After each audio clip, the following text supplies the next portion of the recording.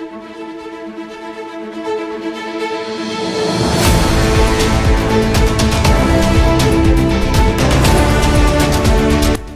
እንደምን አላችሁ ውድ የዳጊ ዩቲዩብ ቻናል ቤተሰቦች፣ የዕለቱን መረጃ ይዘንላችሁ ቀርበናል።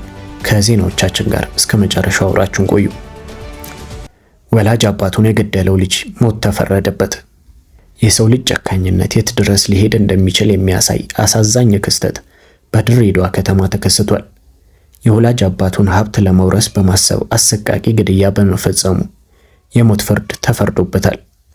በድርጊቱ በተባባሪነት የተሳተፈው ግብረ አበሩ ላይ ደግሞ የ20 ዓመት ጽኑ እስራት መፍረዱን የፌዴራሉ ከፍተኛ ፍርድ ቤት አስታውቋል። የወንጀል ድርጊቱ የተፈጸመው ሚያዝያ 23 ቀን 2016 ዓ.ም እኩለ ሌሊት ላይ ነበር። ቤካ ኑረዲን የተባለው ግለሰብ የወላጅ አባቱን ሀብት ብቻውን ለመውረስ ስግብግብ እቅድ ያወጣል። እቅዱን ለመፈጸምም ከአዲስ አበባ በሚስጥር ተነስቶ ድሬዳዋ ማርያም ኮንዶሚኒየም ይደርሳል። ከዚያም ከጓደኛው ሊበን ወንደሰን ጋር በመሆን ባሳደገውና ሕይወት በሰጠው አባቱ ላይ ፍጹም ጭካኔ የተሞላበት አሰቃቂ ግድያ ይፈጽማሉ። ነፍሰ ገዳዮቹ ሕይወት አጥፍተው የወላጅ አባትን አስክሬን ጥለው ዱካቸውን ለማጥፋት ሞከሩ። በከተማዋ ጨርሶ እንዳልነበሩ ለማስመሰል ወዲያውኑ በያዙት የግል ተሽከርካሪ ወደ አዲስ አበባ ኮበለሉ። ከተጠያቂነት የሚያመልጡ መስሏቸው ነበር። ነገር ግን የንጹሐን ደም በከንቱ ፈሶ አይቀርም። የድሬዳዋ ፖሊስ ጠቅላይ መምሪያ የወንጀል መርማሪዎች ሌሊትና ቀን ሳይሉ ገዳዮቹ ጥለውት የሄዱትን ጥቃቅን ፍንጮች ብቻ በመከተል በረቀቀ ጥበብ የሸረቡትን ሴራ በዝርዝር በመበጣጠስ በአጭር ጊዜ ውስጥ እጅ ከፍንጅ በቁጥጥር ስር አዋላቸው። አቃቤ ሕግም የሰውንና የሰነድ ማስረጃዎችን አጠናክሮ በመያዝ ለፍርድ ቤት አቀረበ። ያሳደገውን አባት በካራ የወጋው ልጅ በማስረጃ ተረታ። የፌዴራሉ ከፍተኛ ፍርድ ቤት ድሬዳዋ ምድብ 4ኛ ወንጀል ችሎት ሰኔ 25 ቀን 2018 ዓ.ም በኋላው ችሎት የሚከተለውን ጥብቅ ውሳኔ አስተላልፏል። በዚህም ልጅ ቤካ ኑረዲን በገዛ አባቱ ላይ በፈጸመው ፍጹም ክህደትና ጭካኔ በሞት ቅጣት እንዲቀጣ ተፈርዶበታል። በግብረ አበር ሊበን ወንደሰን በወንጀሉ በቅንጅት በመሳተፉ በ20 ዓመት ጽኑ እስራት እንዲቀጣ ተወስኗል።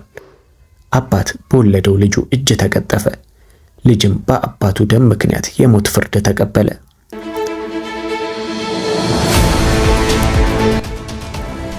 በምስራቅ አፍሪካ የአግሮ ቢዝነስ ዘርፍ አዲስ ታሪክ ተመዝግቧል። ታዋቂው የኡጋንዳ ስጋ አቀነባባሪ ኩባንያ ሬንቸርስ ፋይነስት የመጀመሪያውን ዙር የተዘጋጁ የስጋ ምርቶች ወደ ኢትዮጵያ መላኩን በይፋ አብስሯል። ይህ ስምምነት በሁለቱ እህትማማች ሀገራት መካከል ያለውን የንግድና የኢኮኖሚ ትስስር ወደ ላቀ ደረጃ ያሸጋግራል ተብሎ ታምኖበታል። በሌላ በኩል በአፍሪካ አህጉር ግዙፉንና ቀዳሚውን የከብት እንዲሁም የቁም እንስሳት ሀብት በመያዝ በታሪክ የምትታወቀው ኢትዮጵያ ዛሬ ላይ ከተጎራባቿ ኡጋንዳ ተዘጋጅቶና ፕሮሰስ ተደርጎ የመጣ የበሬ ስጋን በይፋ ማስመጣት መጀመሯ በብዙዎች ዘንድ ከፍተኛ መነጋገሪያና አስገራሚ ክስተት ሆኗል።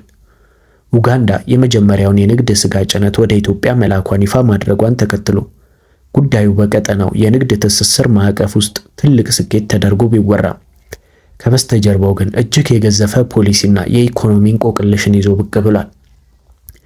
የራስን ሰፊ የተፈጥሮ ሀብት በአግባቡ አቀናብሮ ወደ ውጪ በመላክ የውጭ ምንዛሬ ማግኘት የሚገባት ሀገር ዛሬ ላይ የስጋ ገዢ ሆና መገኘቷ በለመድነው የመንግስት ሚዲያ አባባል የንግድ ትስስር ተብሎ በለዘበ ቃል ሊታለፍ የሚችል አይደለም።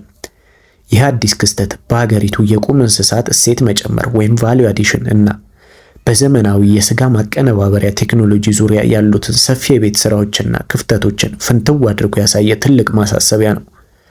በሚሊዮን የሚቆጠሩ ከብቶች ባሏት ሀገር ውስጥ የውስጥ ገበያውን የሚመግብና የተዘጋጀ ስጋን በጥራት የሚያቀርብ ጠንካራ ኢንዱስትሪ መዋቅር አለመገንባቱ ዛሬ ላይ ከሌሎች ሀገራት ምርትን እንድንጠባበቅ አድርጎናል። የኡጋንዳ ስጋ ጭነት ወደ ሀገር ውስጥ መግባት የምስራቅ አፍሪካን የገበያ ትስስር ቢያሳይም በሌላ በኩል ግን የራሳችንን እምቅ የተፈጥሮ ሀብት በአግባቡ ተጠቅመን ወደ ውጭ ላኪነት ለመቀየር ምን ያህል አስቸኳይና መሰረታዊ የፖሊሲ ማሻሻያ እንደሚያስፈልገን የፊልም ያህል ቁልጭ አድርጎ ያሳየ እውነታ ነው።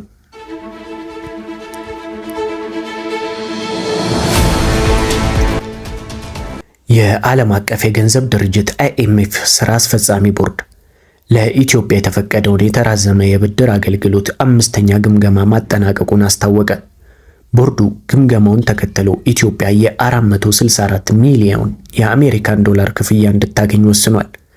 ይህ አዲስ ክፍያ ኢትዮጵያ እስካሁን ከድርጅቱ ያገኘችውን ጠቅላላ የገንዘብ መጠን ወደ 2.647 ቢሊዮን ዶላር ከፍ ያደረገው ሲሆን ሀገሪቱ የክፍያ ሚዛኗን እንድታስተካክልና የበጀት ፋይናንስ ፍላጎቷን እንድታሟላ ይረዳታል ተብሏል። በመግለጫው ላይ እንደተጠቀሰው የኢትዮጵያ ማክሮ ኢኮኖሚ አፈጻጸም ጠንካራ ቢሆንም በመካከለኛው ምስራቅ ያለው ጦርነት በኢኮኖሚው ላይ ጫና ፈጥሯል። በተለይም የነዳጅ ዋጋ መጨመር ያስከተለውን የፋይናንስ ጫና ለመቋቋም እንዲቻል በፕሮግራሙ ስር ወደፊት ሊለቀቅ ከነበረው ገንዘብ ውስጥ 200 ሚሊዮን ዶላር የሚጠጋው ቀድሞ እንዲለቀቅ ተደርጓል። የገንዘብ ድርጅቱ ቦርድ ኢትዮጵያ በሀገር በቀል የኢኮኖሚ ሪፎርም በኩል ያስመዘገበችውን ውጤት አድንቋል። በሪፎርሙ አማካኝነት የውጭ ንግድ ማደጉ፣ የታክስ ገቢ አሰባሰብ መሻሻሉና የውጭ ምንዛሬ ክምችት መጨመሩ ለኢኮኖሚው ጥንካሬ ማሳያዎች መሆናቸውን ገልጿል። በተጨማሪም መንግስት ከውጭ አበዳሪዎችና ከዩሮ ቦንድ ባለቤቶች ጋር እያደረገ ያለው የዕዳ ሽግሽግ ድርድር ውጤት እያሳየ በመሆኑ በመግለጫው ተመልክቷል። የዓለም አቀፍ የገንዘብ ድርጅት IMF ምክትል ዋና ዳይሬክተር ናይጄል ክላርክ የኢትዮጵያ ብሔራዊ ባንክ የዋጋ ንረትን ለመግታት እየተገበረ ያለው ጥብቅ የገንዘብ ፖሊሲ ተገቢ መሆኑን ገልጸው እርምጃው ተጠናክሮ መቀጠል እንዳለበት አሳስበዋል።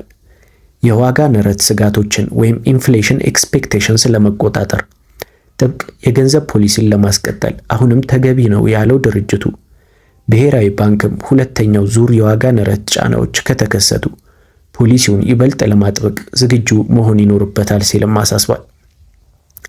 ባንኩ የውጭ ምንዛሬ ገበያውን ይበልጥ ውጤታማ ለማድረግና በባንኮች መካከል ጤናማ ውድድር እንዲኖር እየወሰዳቸው ያሉ እርምጃዎች የሚበረታቱ መሆናቸውን ጠቁሟል። ድጎማን በሂደት በማንሳት ለልማትና ለማህበራዊ አገልግሎቶች የሚውል ተጨማሪ በጀት መፍጠር እንደሚገባ ያመለከተው መግለጫው በዚህ ሂደት ተጋላጭ የሆኑ የህብረተሰብ ክፍሎች እንዳይጎዱ አስፈላጊው ጥበቃ ሊደረግላቸው እንደሚገባ አጽንኦት ሰጥቷል። ብሔራዊ ባንኩ በወርቅ ግብይት ገበያ ውስጥ ያለውን ቀጥተኛ ተሳትፎ የሚያቆምበትንና ከገበያው የሚወጣበትን ግልጽና ስልታዊ እቅድ ማውጣት እንዳለበትም አመላክቷል። የብሔራዊ ባንክን ገለልተኝነትና የፖሊሲ ማስፈጸም አቅም ለማሳደግ አዲስ ገለልተኛ የቦርድ አባላትን መሾምና የባንኩን የካፒታል አቅም ማጠናከር አስፈላጊ መሆኑንም በመግለጫው ገልጿል። ለዕለቱ ያዝንላችሁ መረጃዎች ይህንን ይመስሉ ነበር። በቀጣይ በሌላ መረጃ እስከምንገናኝ ደህና ሁኑ።